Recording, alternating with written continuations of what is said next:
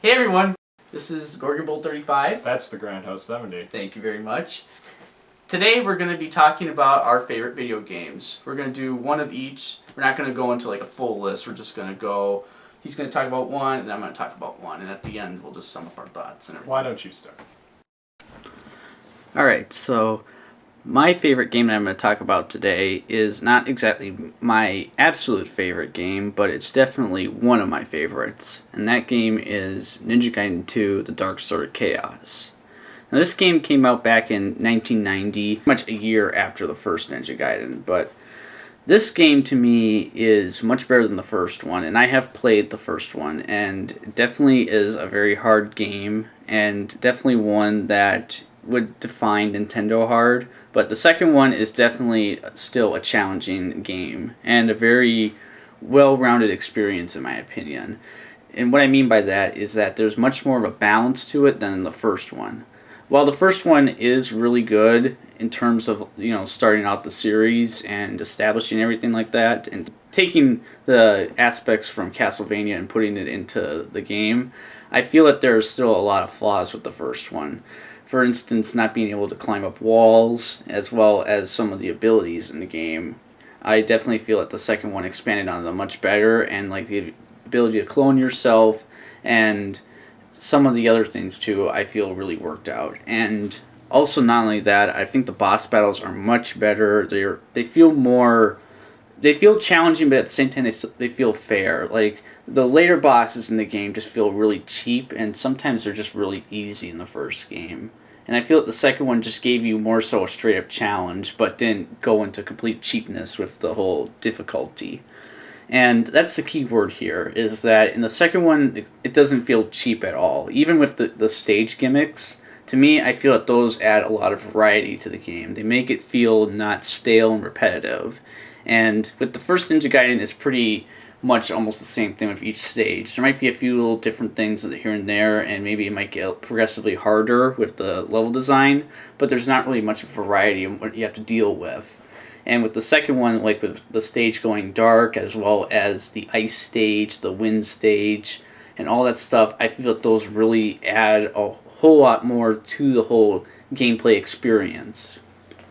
Now, as far as the plot goes, it takes place 1 year after the events of the first Ninja Gaiden game, and instead of it being Jaquio, or however you want to say his name, Jaquio, now is an evil emperor named Ashtar, and he wants to take over the world and engulf it into darkness, and he'll do this by using a evil sword called the Dark Sword of Chaos, hence the title of the game. And now Ryu has to stop him from doing this, and Irene once again is captured. And along the way, he discovers more of like the devious plan that Ashtar has, and learns many different secrets.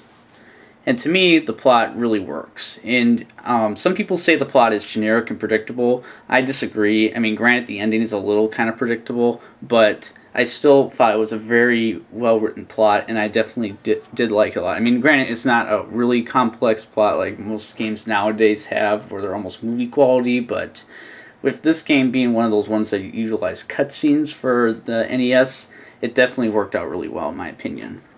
But also, with Ninja Gaiden 2, there's some issues I do have with the game. One issue is that your cloning ability is a little kind of irritating at times, where if you want to fire a projectile some certain spot, sometimes they're not facing the exact direction you want them to, and you have to stand in a very precise way in order for it to work.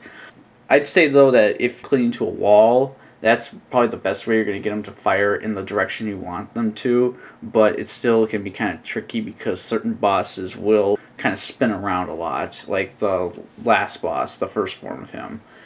And other than that, like, on the second form, it's pretty much good. Like, if you have the fireball projectile, you'll be able to pretty much take that boss down if you have the two clones of yours. And I'd also probably would say maybe like some of the early levels are a little more challenging than some of the later levels, and I feel like the game should just progressively get harder instead of just having it be a little bit like that. I mean, even though there's a lot more balance, it's just sometimes it feels a little uneven, but maybe it's just because there's certain parts that I'm a little better at than others, but that would probably be like my only gripes with the game.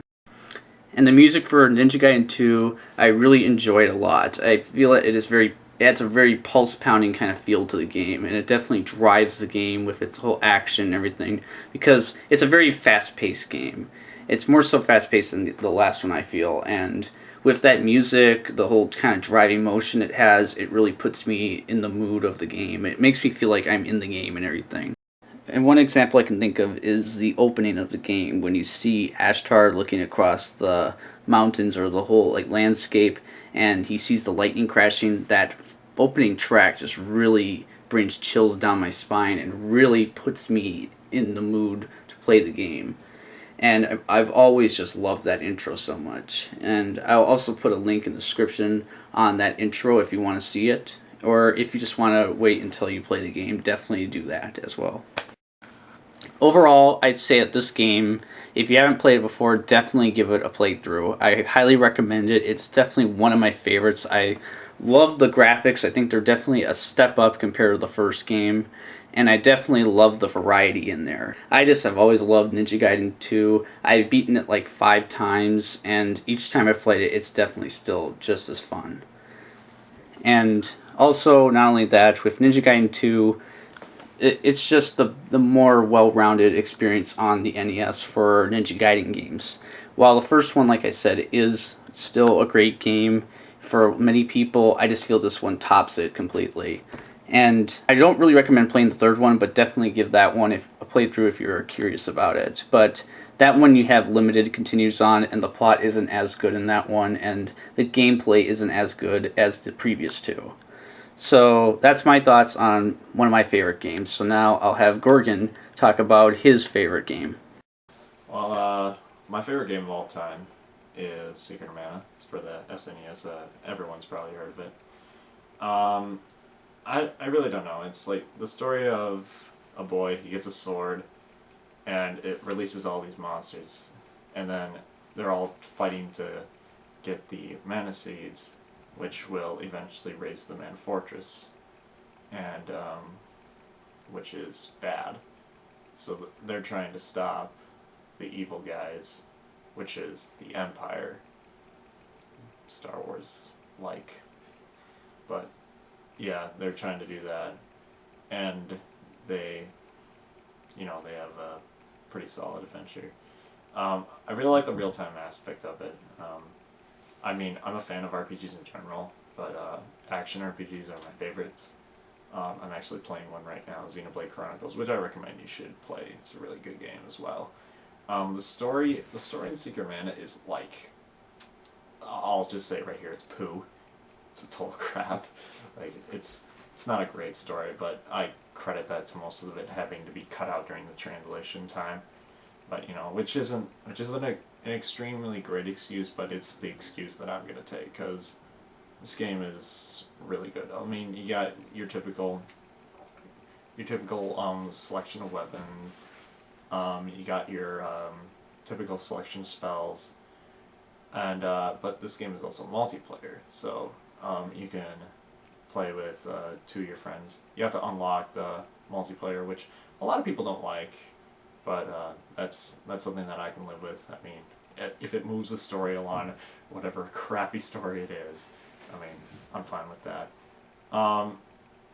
The controls are pretty solid. They're kind of clunky, but I don't know, it just adds to the charm, I think. But there's one thing that everyone seems to argue for it is that the music is wonderful, and it is. It's probably the best video game music I've ever heard in my life, bar none. And like people will go against that, and I'll just say they're wrong because just like this music really is awesome. I've heard many people saying it's awesome, and they're right. Those people that saying it's not good. Well, I really like to know why you don't like it. I'd like to give you concrete reasons why you don't like it. I don't know. Music is pretty much the reason I play this game over and over again. It's really good. But it also helps that the action is good. I mean, it's a very fair game. Even though it has BS moments in it, like every game has BS moments in it, but it's really good. but it's a really solid game. It's really atmospheric, which it's a pretty game. It's pretty to look at. For SNES, it's really pretty. Like its successor is not as pretty to look at, but it still holds its same charm. But Seiken Densetsu 2 Secret of Mana is my favorite game of all time. I can't really explain it, but I can't really explain it in full detail, but it is in great part of the music is wonderful. It's a real-time strategy. Not a real-time strategy, excuse me.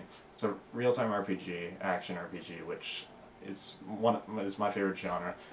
The combat is really, really good. I'm okay with ring menus. The story is crappy. The story, I agree, is really crappy. The controls are a bit clunky, but, I can go past these two negatives and just, it's really good. I give it 4.9 out of 5. Yes, it's my favorite game, and I give it a 4.9 out of 5. I mean, those glaring details are, they could ruin the game, but that doesn't matter to me. Well, yeah, that was really good. So, thank you once again, Gorgon, for joining me here, and thank you for listening to us. And subscribe to both of our channels if you want to. He has more content, but I'm definitely getting a little more on here. So, thanks for listening.